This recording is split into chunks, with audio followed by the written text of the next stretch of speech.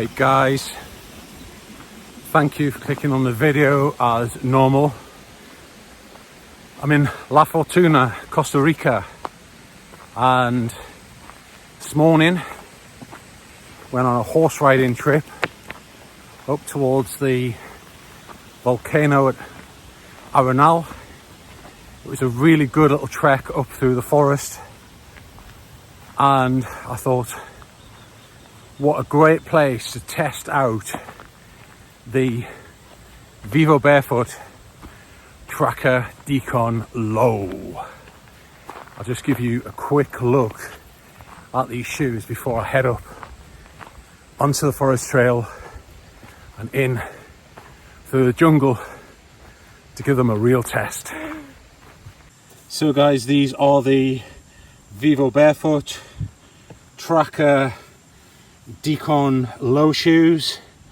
Like other Vivobarefoot shoes in the range, they've got this knitted top with this like continuous tongue which goes across the top of them. There's no separate tongue as such.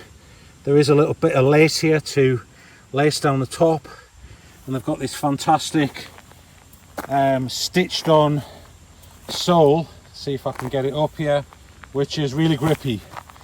So I've been wearing these for quite a few weeks now, but today is the first time I've actually had them out in a forest trail with some decent inclines and declines, just to put them through their paces. So let's see how we get on. There was a lot of mud up this trail earlier today. The horses were slipping around. There's a bit of river to go through. So I'm also interested just to see how they get on going through a bit of water. How do they cope with that? How do they dry out? That sort of thing. So I'm going to head up now and give you a little review on the way. Incidentally, I've had these shoes for about 2 months now. I did have another pair of Vivo trekking shoes before these, which I sent back. I do prefer these. The other ones were not a true to size fit. I'm in a 45 on these, and they are more comparable with a standard European 45 fit. Only thing to be wary of if you're going to buy a pair of these Tracker Decon Lows is this knitted mesh top on the shoe. I've actually got quite a wide but slim foot and ankle, and I also have the Vivo Magna Forest, and with both pairs of these shoes with this knitted sock like tongue configuration, I have found they were a little bit sloppy. So on both these Tracker Decon Lows and my Magna Forest, which both have this knitted top, I've had to put an insole in both pairs, which has actually worked out really well because it just takes away a little bit of that sort of feeling of, one, feeling the tread on the insole, and two, it just takes away a little bit of the sensation if you go over a sharp stone or other object which you would otherwise feel coming through the sole of the shoe onto the underside of your foot. So just be a little bit careful if you're going to buy a pair of these, that they are quite sloppy in relation to the actual size. So I couldn't get away with less than a 45, otherwise my toes would be hitting the front.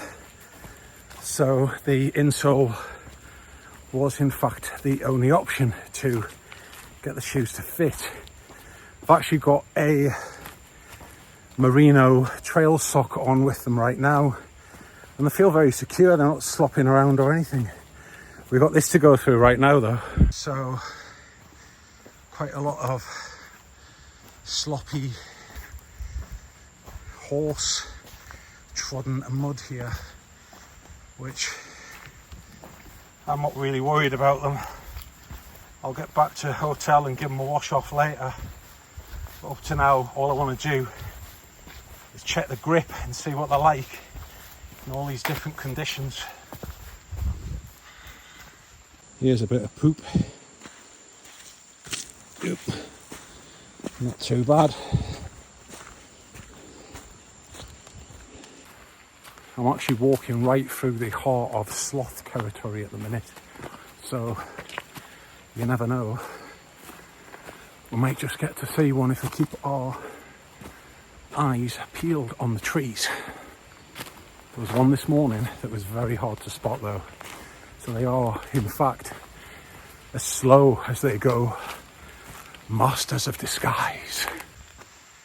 And this is the track that I'm walking up now.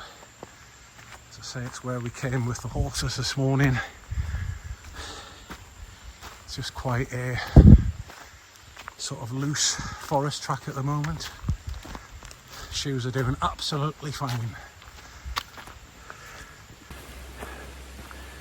And if there is one thing I need to know about these shoes if I'm going to contemplate using them for long distance hikes, is how do they cope with water? As we can probably see here, there's not really a lot of ways of getting across here other than to just get them completely wet there. There we go. Oh, a bit of mud as well. Quite a bit of mud here actually. But listen, if you can't mud them up, then you can't test them.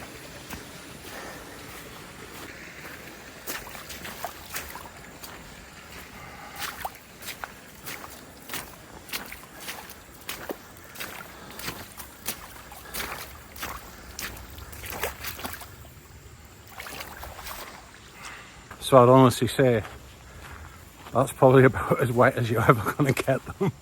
So let's just see how they get on. I'm interested to know, like, do my feet slip around in them when they're wet, or am I still locked in there? Am I going to start moving back or forwards as I do my ascents and descents? That sort of thing, because I am actually contemplating using these Tracker Decon lows as a full-time long distance trail shoe over my hookers, as I've clearly got plantar fascia problems now, and the Barefoots do seem to have tackled that quite nicely. And when I'm in my Barefoots, I just don't have any problems. So let's see how we get on. Whew. It's no wonder the horses were panting this morning coming up here. Whew. Here's a bit of slop, not that much of it, just enough to see what these shoes actually look like at the end of this test. Look, here's a bit. Oh, right. That was a bit of deep slop, that. Probably mixed with a bit of the horse's breakfast from this morning, but that's nothing to worry about. We'll give them a rinse off in an hour or so. So we've got a little bit of uphill here. A lot of this loose soil. Probably see where all the rocks have moved from the horses. And the Tracker Decon low are just ploughing straight up. No undue slippages. No loss of traction up to now. But this might just tell the test of time here as we start to go downhill. There's a lot of slippy, mossy rocks going down here. And this morning the horses were really actually slipping on a lot of these rocks. Really felt sorry for them actually, because it's about 28 degrees. I'm actually cooking right now. A little bit of noise there in the jungle. Might not be a sloth. Could be a panther or anything. But I'm not worried, I'm just going for it.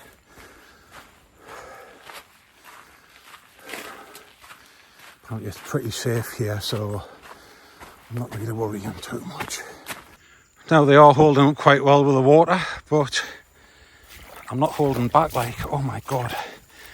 Right, that was full submersion there through the mud. I've just come up this sort of like meadow there, which was quite lumpy and bumpy off the horses. And look at the view here. Some native birds over there. We're just heading now around this little track here, actually to the location where we saw the sloth earlier on. Maybe he's still asleep in the tree. Look at the depths of the tracks out here for horses, just obviously every day doing this same route. I'm not going to go that way, it's just too deep, so I'll take an alternative. Incidentally, I was on Sultan this morning. He was a big boy, but he was the slowest horse in the pack. Definitely not a Sultan of swing, that's for sure. Incidentally, sorry if there's a lot of shots of the feet going through mud and water and that sort of stuff, but that is genuinely what I think we need to see in a shoe review.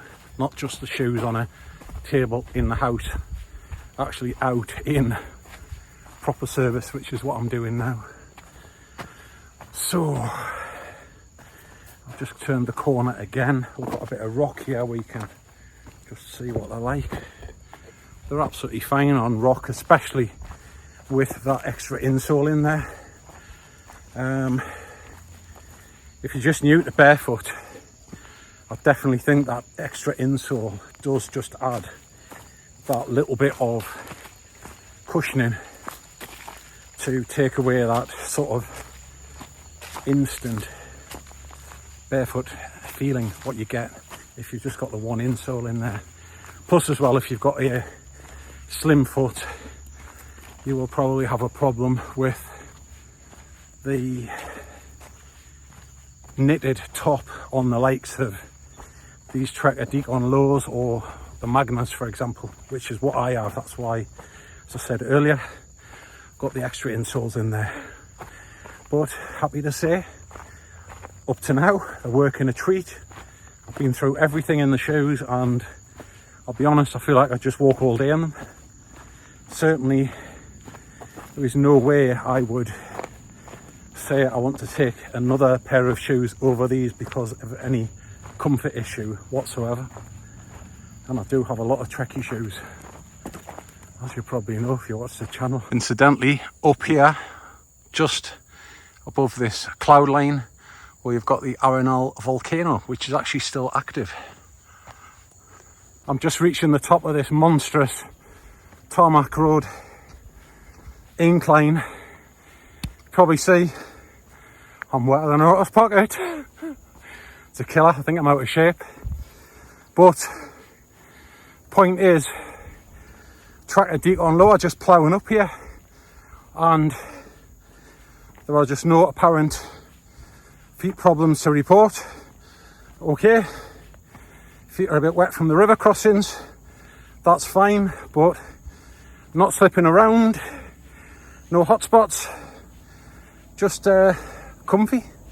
So hill carries on a bit longer. I'm just going to keep going up and let's see if we get to the lake. There could actually be a sloth in any of these trees here, but they are just so hard to spot.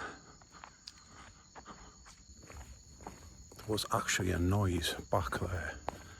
Started pooping myself. Could have been a sloth up the tree, actually. It was coming from the treetop. A bit like a knocking on the tree. I'm not sure that would be a sloth though, because they are so slow. They wouldn't move fast enough to knock. So it could have been anything. Got to be a bit careful. Apparently there's a few black panthers around here and stuff, but apparently they don't bother you. So I'm just coming down to the lakeside right now. I'll flick round, give you a look. So this is the track along the lakeside here, and apparently when the Arenal volcano erupted back in around 2010, there was a little population down here, and very sadly they got wiped out by the lava that came down from the volcano. Beautiful bird there, look at that. So we can see here just by the lakeside at the far end, there has been a little bit of habitation here. That looks like a toilet up there. Got an old electricity post there, which actually has still got cables on it, and you can actually see on the ground it all looks like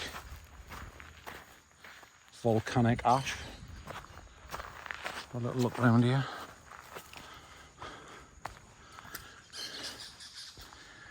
This certainly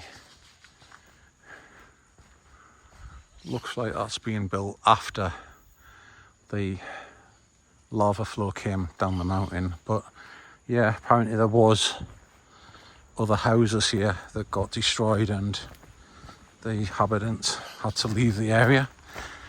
Got a nice little seating area there on the lakeside you can use. Looks like there's another little cabin or thing up there. Should we go and have a look? Look at this, how nice is this? Little enclosure here. I'm not sure what it's meant to be. It's certainly set out a little bit church-like, or possibly for presentations or something like that. But how lovely. And then down there you've got the lakeside. There's even a sink here which has got a bit of running water. These look like they've maybe been left from some years ago. Or the toilet. Oh, it's a toilet.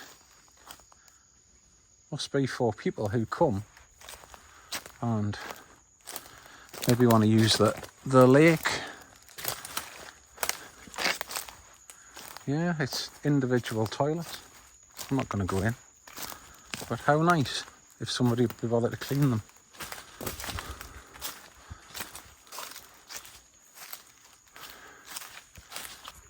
There's all sorts of cracks and noises going on in that jungle there. You wouldn't want to be going in there with all of the animals that's out here that someone like myself from Europe doesn't really know about. I'll just walk down to the lake here and do a little shot across the lake.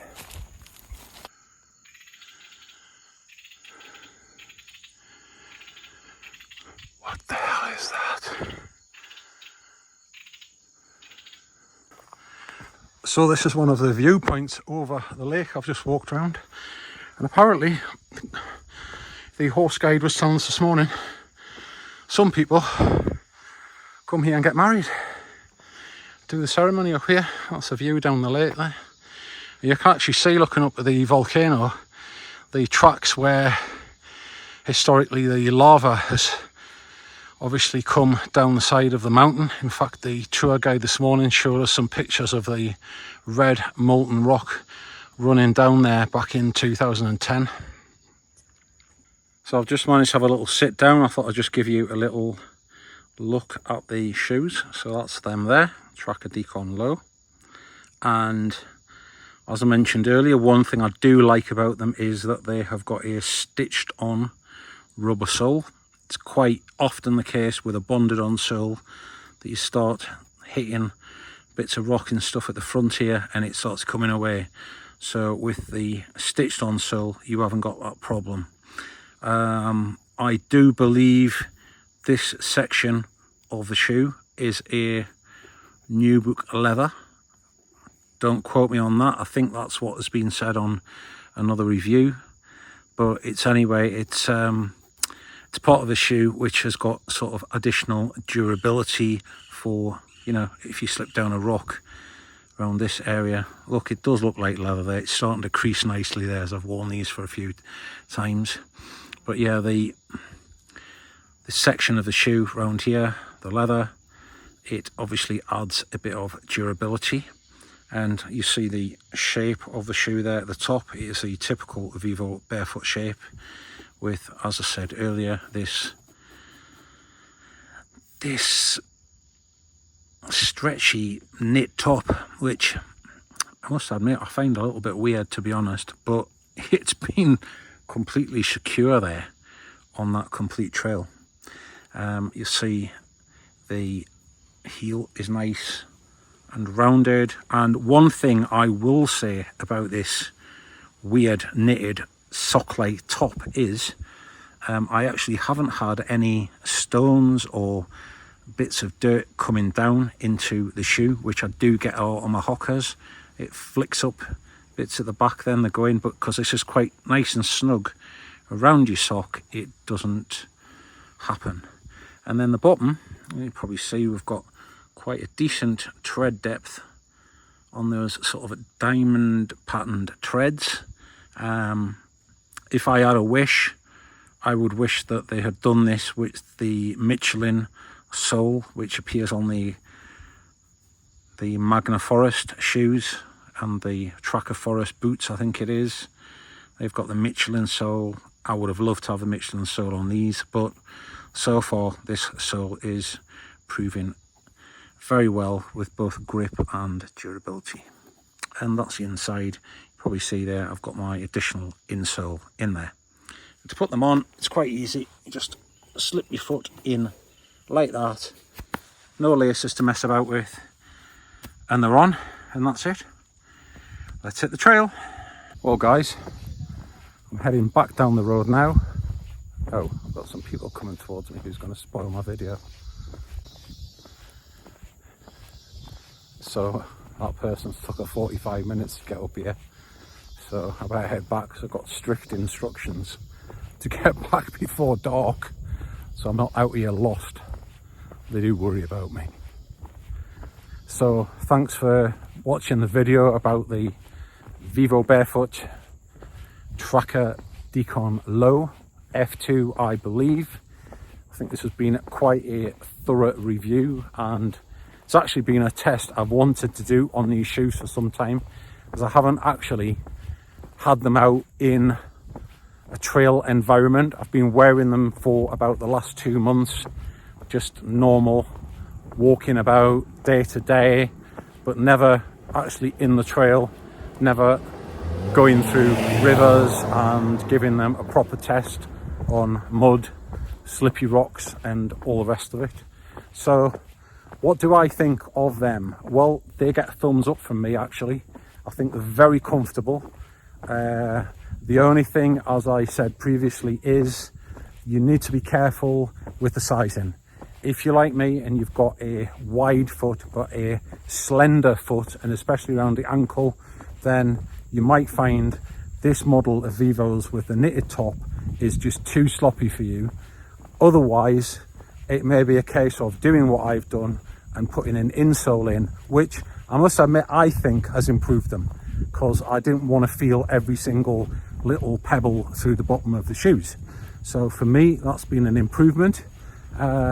Incidentally, before I fitted the insole, I did try to tighten them with the laces, but that wasn't really a fix if you're in this situation where you've got a slender foot and ankle, because all that happened was it just ruffled up that knit top. So it is imperative to get the right size. But one thing I will say about Vivo is they do have this 100-day return policy. They pay the shipping, so if you're in between sizes and you're not sure, then the company is very good when it comes to that. Once again, thank you for watching the video, and I hope it's helpful if you're looking at a pair of Vivobarefoots, which model to go for, and go forward from there. Up to now, I don't think I'll have any hesitation in walking either the West Highland Way or the Tour de Mont Blanc or any of the other sort of 200-kilometre hikes that I've done in the last few years. So yeah, they feel really good, secure. I'm not moving around in them. So it's a thumbs up from me, guys. Take care, and wishing everyone the very best for 2024. See you later. Thank you.